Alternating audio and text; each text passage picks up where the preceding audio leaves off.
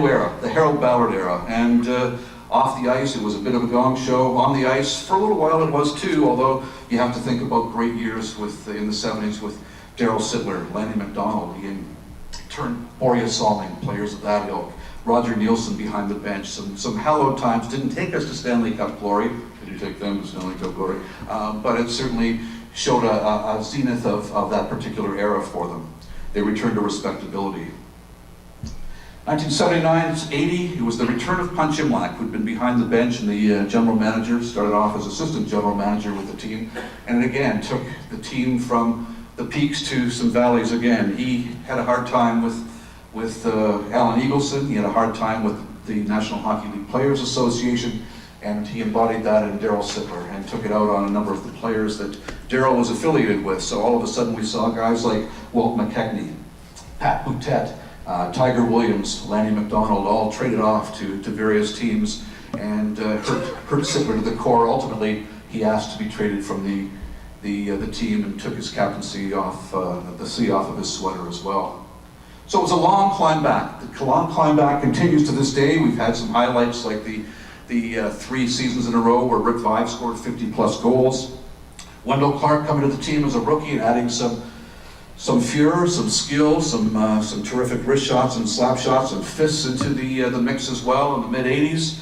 We saw the Hound line with him and Russ Portnoy and Gary Lehman enjoying some great success. The Cliff Fletcher era, 91-92, brought us some new hope for the future as well. Brought Grant Fuhr and Glenn Anderson, some Stanley Cup champions from Edmonton here. Certainly the Doug Gilmour trade from Calgary. Adding Pat Burns as a coach from Montreal as well. In 1992-93, they go to the conference final. That was as good as it got at that time. They went through the conference final again the very next year. 1994-95, Matt Sundin is arriving, traded for one of the most popular players of all time, Wendell Clark, but Matt Sundin all of a sudden becomes one of the great stars, one of the few great stars that the franchise has had over the past several decades. 1998-99, Pat Quinn joins the team as coach, later on as general manager as well. They go to the conference final, and they also make 6 straight playoff appearances. Again, hope for the future. The arena closes. This arena closes in '99, as we know. They go to the Air Canada Centre, and then they're out of the playoffs from 2005, 2006 to the start. It was the start of a 7-season drought for the team. 2009-10, they add Phil Kessel, thinking that's going to bring some new respectability. Brian Burke, now part of the team, he wants to add truculence to the team. Didn't quite work out the way he wanted, and it wasn't too long before he was on his way out as well. But in 2012-13, they go to the playoffs, the first time in 7 seasons.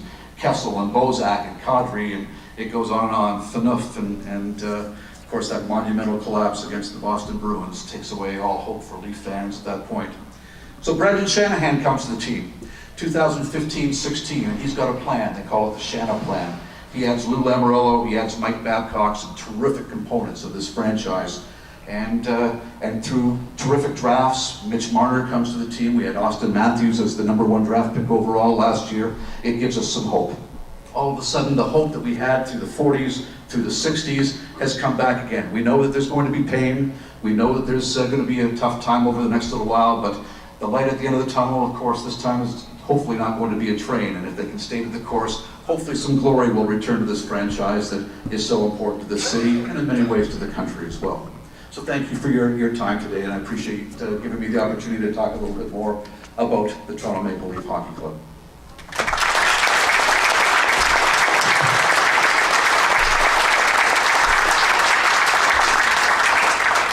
Thank you. We've got a couple minutes for questions. Sure.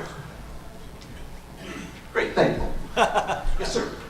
Yes, my name is Tony Medici. Oh, my middle name, by the way, is Douglas. My middle name is Douglas.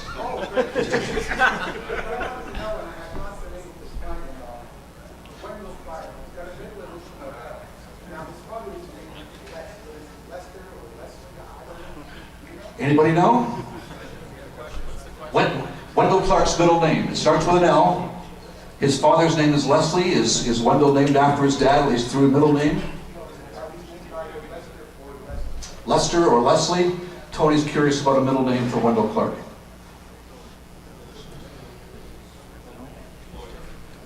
Don't know. We'll see what we can find out. We'll go back on the email list and see where we can take this one. Sorry, Tony. That's okay, I know. Yes, sir. Dick Duff was a pretty good player. He made the Hall of Fame. And in Montreal, people asked, well, why did Dick Duff make the Hall of Fame? And I don't think there's an answer. He said he was pretty good in the playoffs. Well, he certainly was. So he was thought so highly at the time that they decided to give him the number 9 that had been worn by, of course, his heroes and Conacher and on. And he was a terrific hockey player. But the way that his teammates always looked at him was he was a great competitor. He was not very big, obviously, a little spark plug, but he didn't back down from anybody. He had great skills as well. But it was the efforts that he put into the playoffs. It really was a big part of it. The team, on a personal level, just from conversations that we've had, was gobsmacked when they found out that Duff was being sent off, as well as a lot of young talent, but Duff especially because he was so popular. He'd come up through the St. Mike's system with a lot of the guys who were on the team, and they were a really strong core. But I guess in order to get something, they wanted Punch Imlach wanted Andy Bathgate, who'd been a Hart Trophy winner and terrific goal scorer as well. He thought that was the component he needed, and he had to give something up as well, and they traded away Duff. But why he's in the Hall of Fame? The teammates would tell you it was because of his efforts in the playoffs. But he was a very, very good hockey player too. Yeah, absolutely. The pride of Kirkland Lake, along with Ralph Backstrom and all those other players, the Hillmans, and it goes on and on.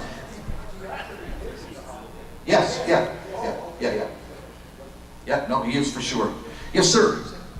Kevin, who would be 2 or 3 Maple Leafs, in your opinion, that have always been vastly underrated and kind of overlooked by history?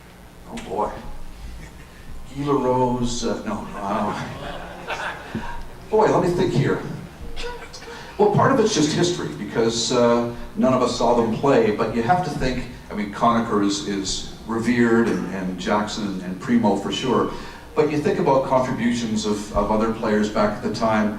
I think part of that is a big part of it. Bob Davidson was a great part of the team, a checking forward. He was captain of the team in 1945. But I don't think his contributions are recognized as much as they should. So that's one. Bob Davidson went on to be their head scout as well, so his contributions extended beyond on the ice. But you put me on the spot here. I'm trying to think who else would be... Some of Barilko's defensive teammates who didn't die. Well, you're right. I mean, in my opinion, and I get harassed all the time, but I think that Bill Barilko was maybe the 3rd best defenseman on the team that year. Gus Mortzum had been a second-team All-Star. Jimmy Thompson was a terrific defenseman as well. No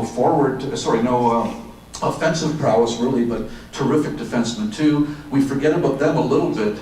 Thompson went on to be the captain of the team, but both Mortzum and Thompson got traded away as part of the PA. Yeah, through the early part of the National Hockey League Players Association. Great story that again here in this rink. But when Mortzum came back with the Blackhawks, he got into a bit of a scuffle, was going to the penalty box, and as he went by, he saw Conn Smythe in the audience just behind in the crowd, just behind the penalty box, and he stopped and saluted him and gave him a mock salute as well. But he's somebody who I would think of. That's a good point, Eric, for sure. One last thing, underrated player was Ron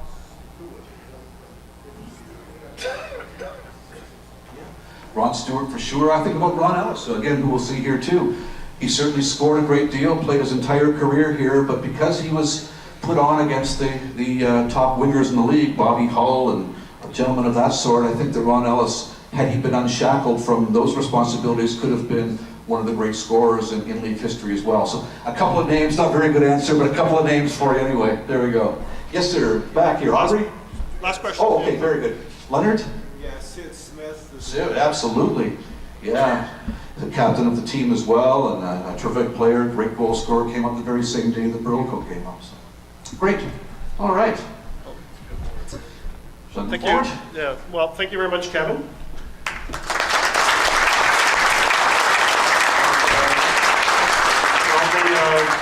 The agenda for today doesn't mention a break, but I think we'll be taking a quick break. 10 minutes, not more, and then we'll be back after with